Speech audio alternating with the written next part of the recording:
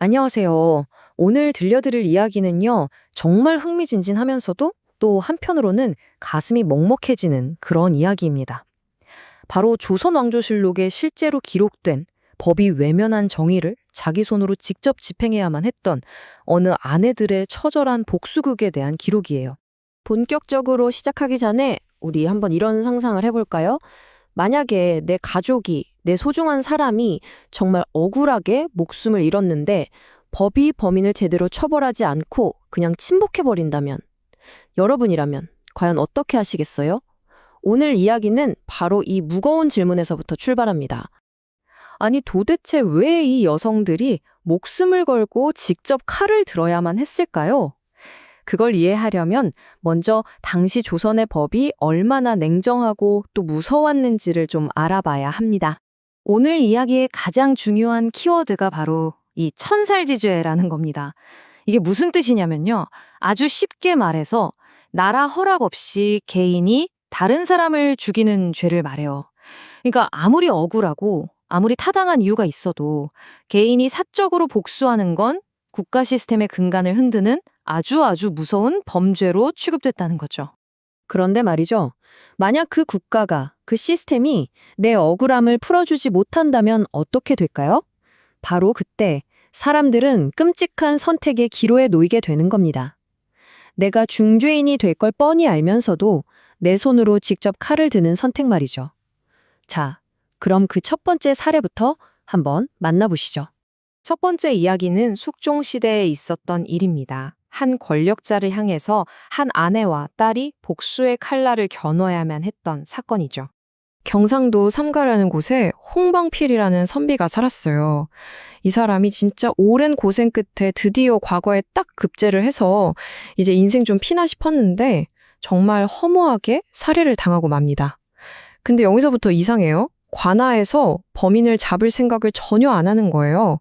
실록 기록을 보면 아내 최 씨와 딸이 기회를 노리고 또 노렸다. 이렇게 되어 있거든요. 이게 뭘 뜻하겠어요?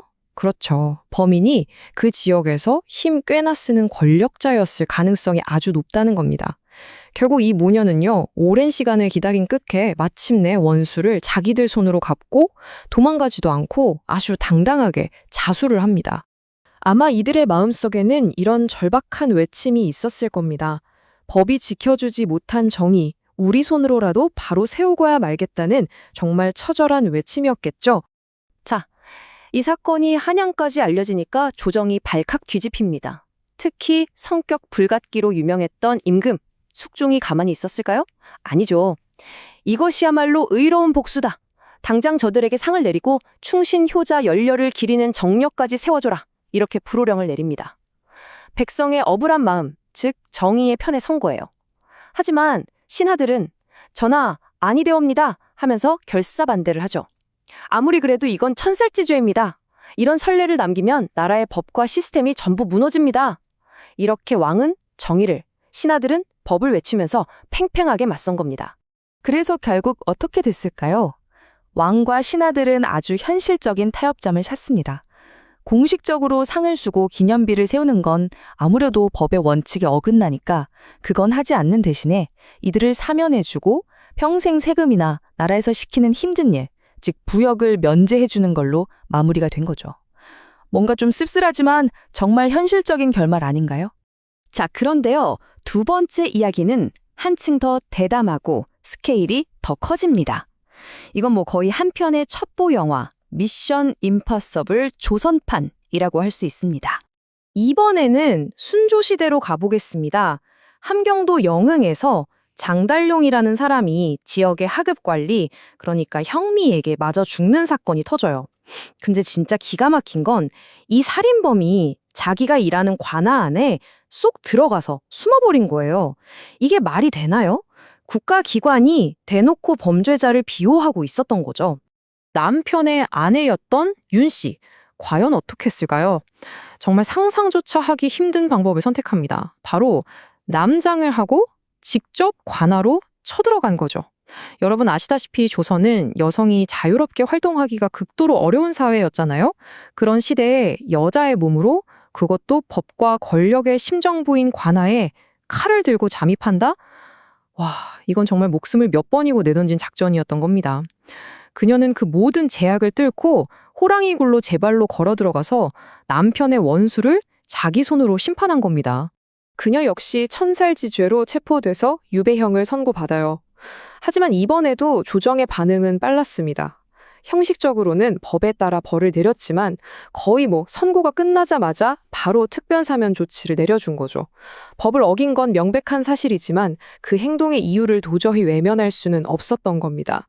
자, 이렇게 두 가지 사건을 통해서 우리는 조선 사회가 품고 있던 하나의 아주 거대한 딜레마를 엿볼 수가 있습니다.